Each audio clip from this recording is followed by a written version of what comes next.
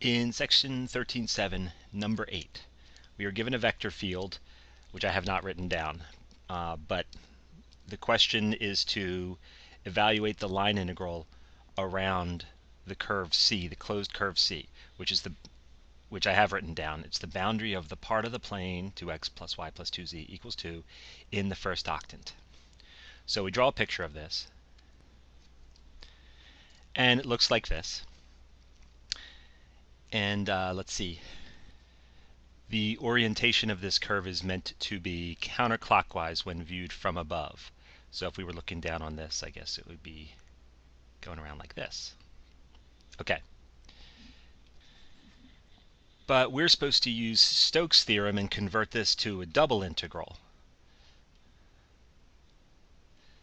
of the vector field, dotted ds, over the surface on the inside, which would be the actual plane itself, or this triangle part of the plane. And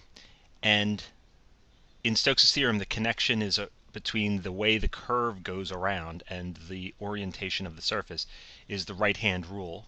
So if you curl your fingers of your right hand going around this way, you'll find your thumb is pointing up out of this plane.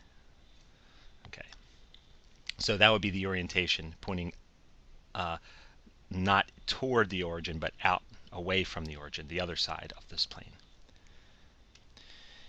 And where we got a little bit stuck on was the parameterization of this plane, and using these 3 points, 0, 0, 1, 1, 0, 0, and 0, 2, 0,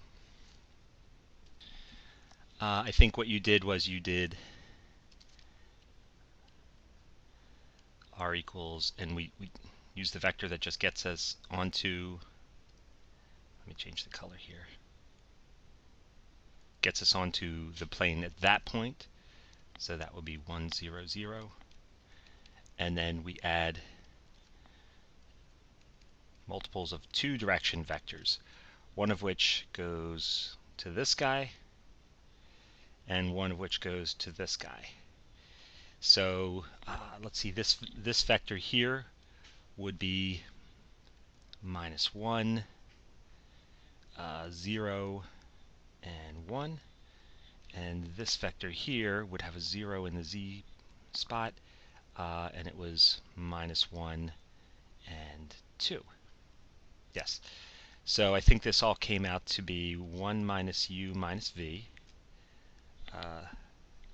And I'm sorry, okay, yeah, I'm realizing, just to keep it in line with what we were dealing with earlier, I think this was the one you called v, and this is the one you called u. So you actually did this one first, and this one second, I believe.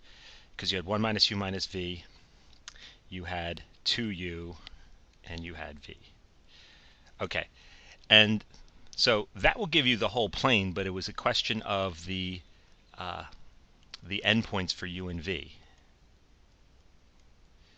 and that we had to figure this out. Okay, so way to think about this is think of the uv axis, plane, uv, the pair of axes u and v, so the plane, right? And the idea is that this function takes every point in the two-dimensional UV plane and maps it onto this plane, this plane in 3D. But what portion of the UV plane maps onto this triangle? Okay, and yeah, the way to think about this is these are nice linear formulas here. And so they're going to map straight lines to straight lines.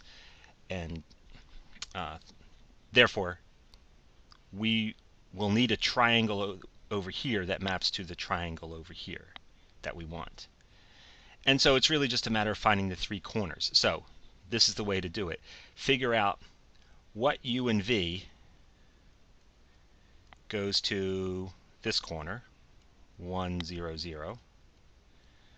What uv goes to 0, 0, 1, and what uv goes to 0, 2, 0 via this function. So I can see, for example, for the first one, that if what u and v have to go in to give me 1, 0, 0, well, if this is going to be 0 and this is going to be 0, this is supposed to be 1. I can see u has to be 0, I can see v has to be 0. And notice, if u and v are 0, this will give me 1. So this one is 0, 0. So this point right here maps to this point right here. All right, now what uv goes to 0, 0, 1? Well, okay, so I went, whoops, sorry.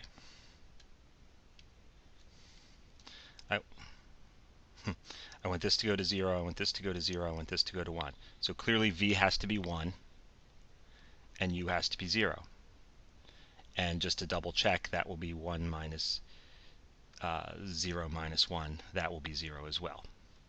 So 0, 1 will go to this point right here. And then finally, 0, 2, 0.